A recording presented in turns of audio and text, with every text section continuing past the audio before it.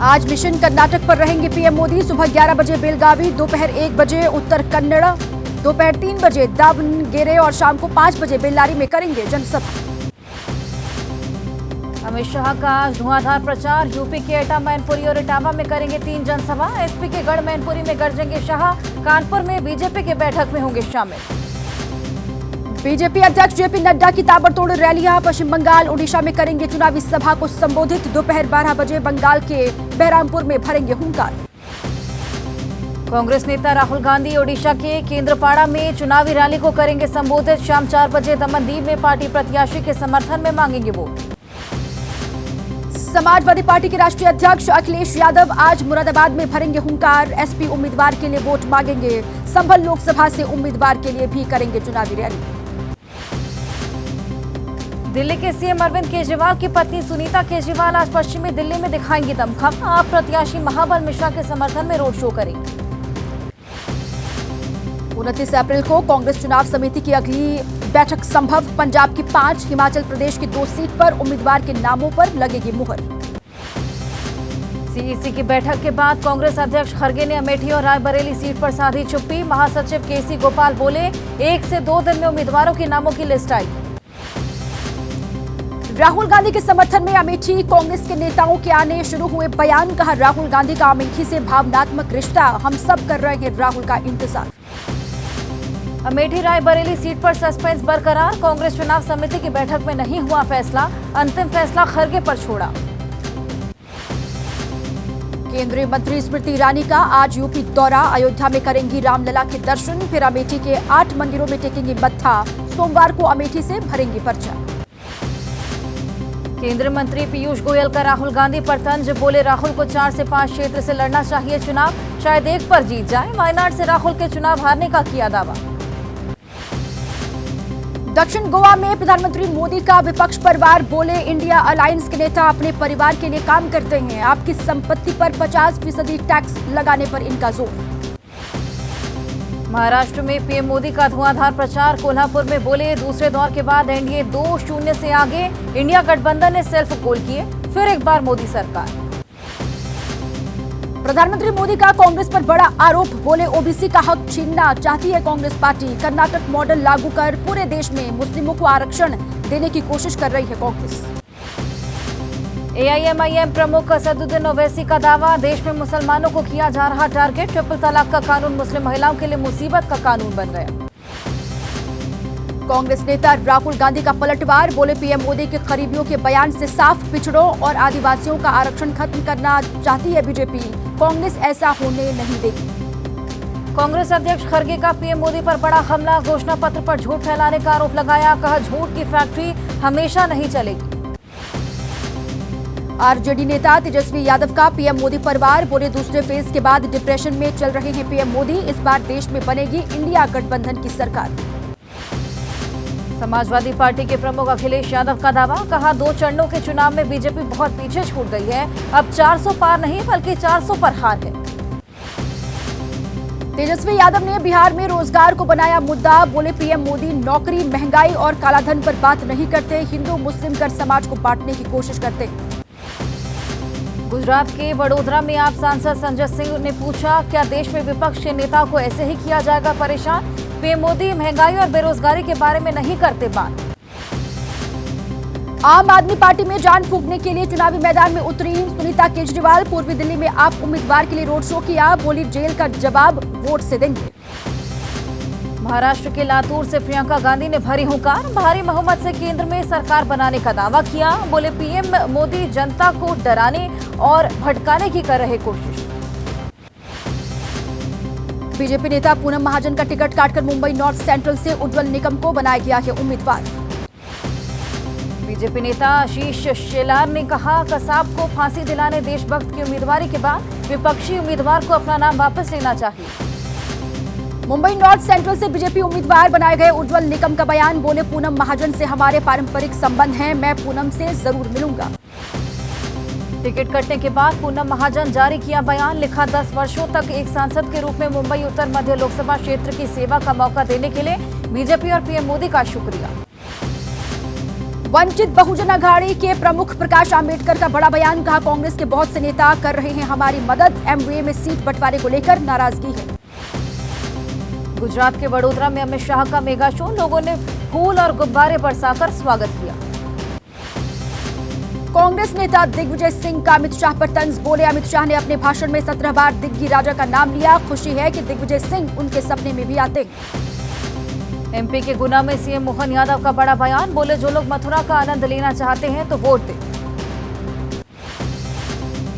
UP के CM Yogi Adityanath आज करेंगे 3 जनसभा, बरेली, बदायूं और एटा में प्रचार करते हुए नजर आएंगे।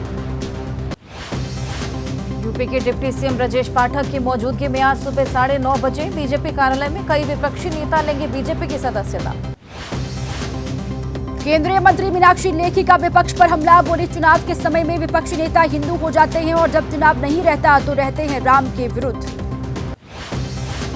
कन्नौज लोकसभा में अखिलेश यादव का भव्य रोड शो, 50 किलोमीटर लंबे रोड शो के दौरान कई जगहों पर लोगों ने फूल बरसाए। यूपी के मैनपुरी में डिंपल यादव ने किया चुनाव प्रचार, बेटी अदिति भी साथ में रही। डिंपल बोली 10 साल में बीजेपी ने कोई काम नहीं किया, अब जुबानी जंग कर रही है। केंद्रीय मंत्री अनुराग ठाकुर ने कांग्रेस पर साधा निशाना, बोले कांग्रेस के घोषणा पत्र में विदेश का खाद। सीएम योगी ने कांग्रेस के मैनिफेस्टो को बताया खतरनाक, कहा कांग्रेस संपत्ति के सर्वे की बात करती है, यानी आधी संपत्ति पर एसपी और कांग्रेस का अधिकार हो जाएगा। एमपी के गुना में महाआर्यमन ने ट्रैक्टर के बाद की बैलगाड़ी की सफाई, पिता सिंधिया के लिए मांगे वोट। एमपी के देवास में पूर्व सीएम शिवराज सिंह चौहान का भव्य स्वागत हुआ, लोगों ने कंधे पर बिठाकर डांस किया, अब की बार 400 पार का नारा भी दिया। काराकाट से निर्दलीय चुनाव लड़ रहे भोजपुरी अभिनेता पवन सिंह पहुंचे रोहतास, गांव में चलाया जनसंपर्क अभियान। सारण सीट से लालू प्रसाद यादव के हलफ हमनाम ने दाखिल किया नामांकन, ये 2001 से ही एमएलए एमपी का चुनाव लड़ते आ रहे हैं, हालांकि अभी तक किसी में इनको जीत नहीं मिली है। राजस्थान के जोधपुर में मतदान कर्मियों को धमकाने का वीडियो आया सामने, बीजेपी विधायक बाबू सिंह पर बीएसएफ जवानों के साथ बदसलूकी का आरोप। जम्मू कश्मीर के पुंछ में पीडीपी प्रमुख महबूबा मुफ्ती ने प्रचार किया, रास्ते में लोगों से मुलाकात की, चुनावी सभा में जनता से पार्टी के प्रत्याशी को वोट देने की अपील की। तिहाड़ जेल में स्वस्थ हैं सीएम अरविंद केजरीवाल, एम्स के 5 डॉक्टर्स ने हेल्थ रिव्यू किया। पश्चिम बंगाल के संदेशखाली में अबू तालिब खान के घर पर फिर सीबीआई की टीम पहुंची, इसी घर से हथियारों का जखीरा बरामद हुआ था। पश्चिम बंगाल में बीजेपी प्रत्याशी अग्निमित्रा पॉल ने ममता बनर्जी पर उठाए सवाल, कहा वे किस तरह की महिला और मुख्यमंत्री जो ले रही है हत्यारे, बलात्कारियों और आतंकवादियों को पक्ष। कर्नाटक में नेहा हत्याकांड को लेकर सियासत तेज, सद्भावना फोरम ने प्रदर्शन किया, हत्या की जांच सीबीआई से करवाने की मांग की गई। बाहुबली धनंजय सिंह जौनपुर जेल से बरेली जेल ट्रांसफर, वहीं हाईकोर्ट से मिली बाहुबली को जमानत। नौपाड़ा सुपोर इलाके में 2 विदेशी आतंकवादी ढेर किए गए हैं, करीब 24 घंटे एनकाउंटर चला, एक आतंकी की सैफुल्लाह के रूप में पहचान की गई है। राजस्थान के बूंदी में सीबीआई की 6 टीम की अलग अलग ठिकानों पर रेड, बजरी के अवैध खनन को लेकर जांच करने पहुंची टीम। राजस्थान और गुजरात में ड्रग बनाने वाली लैब का खुलासा हुआ, एनसीबी की कार्रवाई से भंडाफोड़ हुआ, करीब 300 करोड़ की ड्रग्स जब्त की गई है। सलमान खान के घर फायरिंग का मामला, मुंबई पुलिस ने आरोपियों पर एमसीओसीए की धाराएं लगाई। सलमान खान के घर फायरिंग मामले में गिरफ्तार आरोपियों सागर पाल और विकी गुप्ता का पुलिस पूछताछ में खुलासा, बिहार में अपने गांव में की थी गोली चलाने की प्रैक्टिस।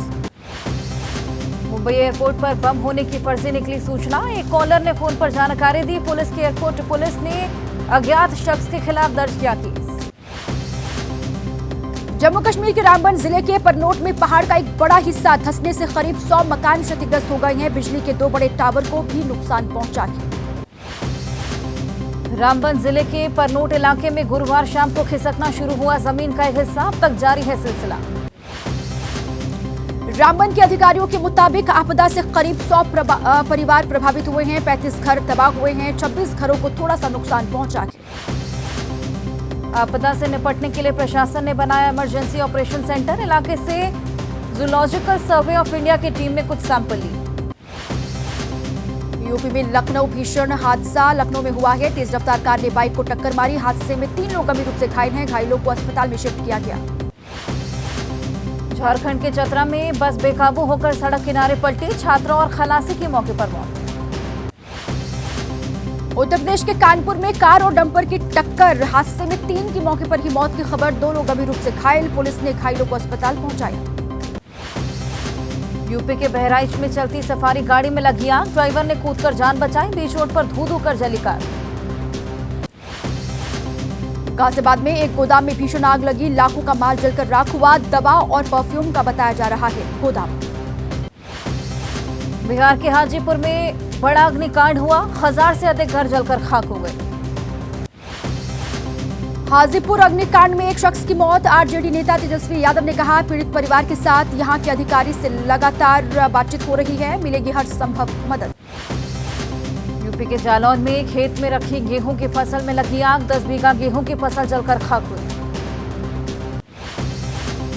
सूरत में अभिनेता रणबीर कपूर के प्रोग्राम में अफरा तफरी का माहौल हुआ, बैरिकेड गिरने से लोग घायल भी हुए, ज्वेलरी की दुकान का उद्घाटन करने रणबीर पहुंचे थे।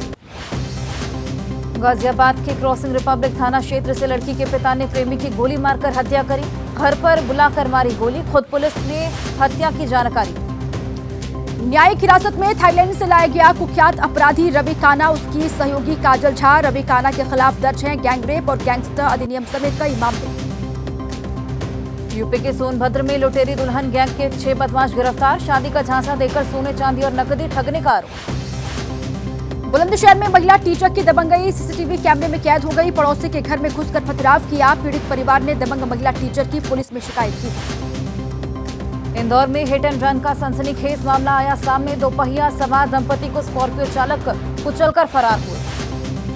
लखनऊ में मशहूर हाजी लड्डू के यहां छापा, खाद्य सुरक्षा विभाग की कार्रवाई, लड्डू खाकर बीमार हुए थे 1 दर्जन लोग। उन्नाव जेल में रेप आरोपी ने आत्महत्या की, 13 अप्रैल से जेल में बंद था तेज प्रताप, मुख्य आरोपी की जमानत पर छूटने के बाद मानसिक तनाव में था आरोपी। शनिवार को ओडिशा में दर्ज किया गया 44.7 डिग्री सेल्सियस अधिकतम तापमान, भुवनेश्वर में भी अधिकतम तापमान 44.6 डिग्री सेल्सियस रिकॉर्ड किया गया। जम्मू कश्मीर के बांदीपुरा में ताजा बर्फबारी, गुरेज इलाके में फिर बर्फ गिरने से पर्यटकों में उत्साह। विश्व प्रसिद्ध पर्यटन स्थल गुलमर्ग में ताजा बर्फबारी, घाटी में लगातार बारिश से तापमान में गिरावट।